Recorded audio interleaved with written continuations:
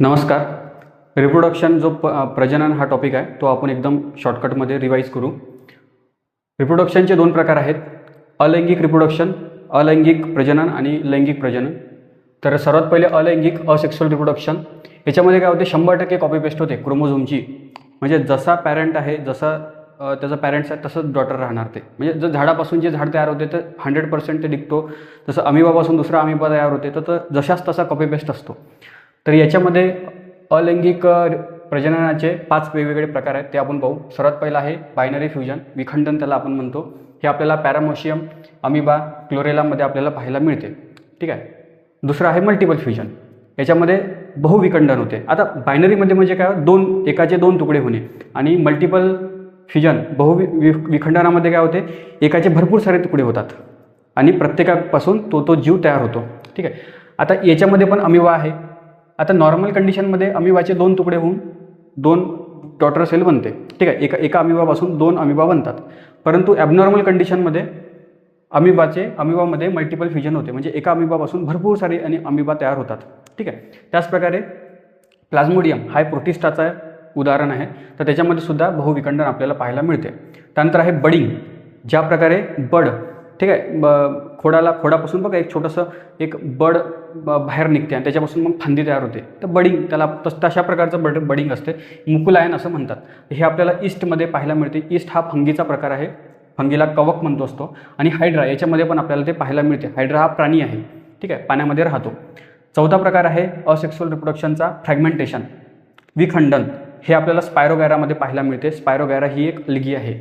ठीक आहे, अलगीला शेवाळ असं म्हणत असतो. आणि 5वा असेक्सुअल रिप्रोडक्शनचा प्रकार आहे रिजनरेशन, पुनर्जनन. ज्या प्रकारे आपल्या घरामध्ये पाल असते, ठीक आहे, लिझार्ड, शेपटी तुटली की तिला शेपूट फुटते लवकरच 10-15 दिवसामध्ये. तर हे रिजनरेशन, तिच्या शरीराचे 2 तुकडे जरी झाले ना, त्या 2 तुकड्यापासून 2 जीव तयार होतात. ठीक आहे. तर हे प्लॅनिरामध्ये पण पाहायला मिळते. स्टारफिशमध्ये पण आपल्या घरामध्ये जे पाल असते त्याच्यामध्ये पण पाहायला मिळते. ठीक आहे.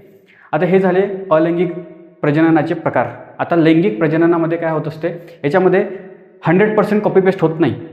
हां, म्हणजे जसं मनुष्याचा जो बाळ असतो तो मनुष्यासारखाच दिसतो, परंतु डिक्टो आईसारखा दिसतो का किंवा डिक्टो वडिलासारखा दिसतो का, नाही, थोडासा फरक असतो. तर 99% तर कॉपी पेस्ट असते, परंतु 1% त्याच्यामध्ये बदल असतो. याला आपण सेक्सुअल रिप्रोडक्शन म्हणतो. याच्यामध्ये काय होते, स्त्री युग्मक आणि पुयुग्मक, मेल गमेट आणि फिमेल गमेट हे एकत्र होतात आणि झायगोट बनवतात. झायगोटलाच युग्मांश असं म्हणत असतात. या प्रक्रियेला फर्टिलायझेशन असं म्हणते, फलन असं म्हणत असते. लक्षात. आता बघा, मेल गमेट आणि फिमेल गमेट एकत्र येऊन झायगोट बनणे, यालाच दुसरं नाव आहे ॲम्फिमिक्सिस. मिक्सिस म्हणजे काय होते, मिक्स होणे. आणि ॲम्फी म्हणजे काय, तर दोन मिक्स झाले, याला आपण काय म्हणत असतो, फर्टिलायझेशन. याला ॲम्फिमिक्सिस असं म्हणत असतात. याचं उलट काय असणार, तर अपोमिक्सिस. अपो म्हणजे नो, विदाऊट. मिक्सिस म्हणजे मिक्स, कुठल्याही प्रकारचं इथे मिक्स होत नाही, याला आपण अपोमिक्सिस. आता अपोमिक्सिस म्हणजे सरळ याला काय म्हणणार, अपोमिक्सिस म्हणजे असेक्सुअल रिप्रोडक्शन, अलैंगिक प्रजनन. आणि ॲम्फिमिक्सिस म्हणजे लैंगिक प्रजनन. ठीक आहे. याच्यावरती 2026 राज्यसेवेचा जो पेपर आहे त्याच्यामध्ये प्रश्न आलेला होता, जशाच तसा. ठीक आहे. आता हे जे फर्टिलायझेशन होते, फलन होते, त्याच्या आधी काय होते, हे जे 46 क्रोमोझोम असतात त्याचे अर्धसूत्री विभाजन होत असते. आता हे जे मी म्हणलं ना की 99% तर कॉपी पेस्ट असते, परंतु 1% असं असतो त्याच्यामध्ये बदल होतो. तो बदल कशामध्ये होतो, त्या क्रोमोझोममध्ये बदल होतो. म्हणजे कसं, हे बघा, त्या अर्धसूत्री विभाजनाला इंग्लिशमध्ये मायोसिस म्हणतात. याच्यामध्ये काय होते, ही एक पेशी आहे, या पेशीचे 2 पेशीमध्ये रूपांतर होईल. ठीक आहे. ही एक पेशी, परंतु थोडासा बदल आहे याच्यामध्ये. हा बदल होण्याला आपण मायोसिस असं म्हणत असतो. परंतु असेक्सुअल रिप्रोडक्शन, अलैंगिक प्रजननामध्ये कसल्याही प्रकारचा बदल होत नाही. 100% कॉपी पेस्ट होते. म्हणजे ही एक पेशी आहे, त्याच्यापासून 2 जशाच तशा पेशी तयार झाल्या. बघा, हा निळा क्रोमोझोम जशाच तसा निळा आहे, लाल क्रोमोझोम जशाच तसा लाल आहे. परंतु इथे निळा क्रोमोझोम निळा आहे, परंतु त्याच्यामध्ये छोटासा लाल एक भाग आलेला आहे. म्हणजे हा लाल क्रोमोझोमचा थोडासा भाग निळामध्ये गेलेला आहे, थोडासा मिक्स झालेला आहे, 1% मिक्स झालेला आहे. म्हणून मनुष्याचा मुलगा किंवा मुलगी जे काही असतील, थोडाफार फरक असतो. आईमध्ये आणि मुलीमध्ये थोडाफार फरक असतो पाहायला, नाही का. गाईचं वासरू जशाच तसं गाईसारखं दिसते का, नाही, थोडासा फरक असतो. हे थोड्याशा बदलामुळे, याला आपण मायोसिस म्हणत असतो, अर्धसूत्री विभाजन. आता ह्या अर्धसूत्री विभाजन हे टप्प्याटप्प्याने होत असते. ठीक आहे. याच्यामध्ये 5 टप्पे आहेत. 5 टप्पे लक्षात कसे ठेवायचे, आपल्याजवळ ट्रिक आहे, इंडिया पाकिस्तान मॅच. इंडियाचा आय, पाकिस्तानचा पी, मॅचमधला MAT. इंडियावरून काय येतो इंटरफेस, पी वरून प्रोफेस, एम वरून मेटाफेस, ए वरून ॲनाफेस आणि टी वरून टेलाफेस. India Pakistan match.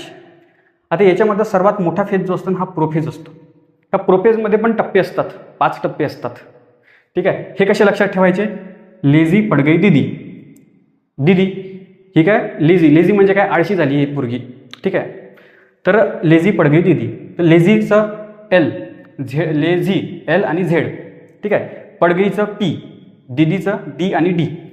आता L वरून काय येतो लिप्टोटीन, Z वरून येतो झायगोटीन, P वरून येतो पॅचिटीन, D वरून येतो डिप्लोटीन आणि दुसरा D वरून येतो डायकॅनेसिस. डायकॅनेसिस ही सर्वात शेवटची स्टेज आहे, त्याच्यामुळे थोडंसं लक्षात ठेवायचं का हा D जो आहे तो डायकॅनेसिसचा आहे.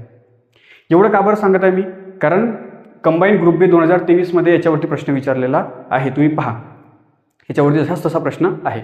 तर अशा प्रकारे आपण एकदम शॉर्टमध्ये रिवाईज केलेला आहे रिप्रोडक्शन, जो अतिशय महत्त्वाचा टॉपिक आहे आणि त्याच्यामधला जो कठीण जो भाग आहे तो आपण रिवाईज केला. ठीक आहे, धन्यवाद.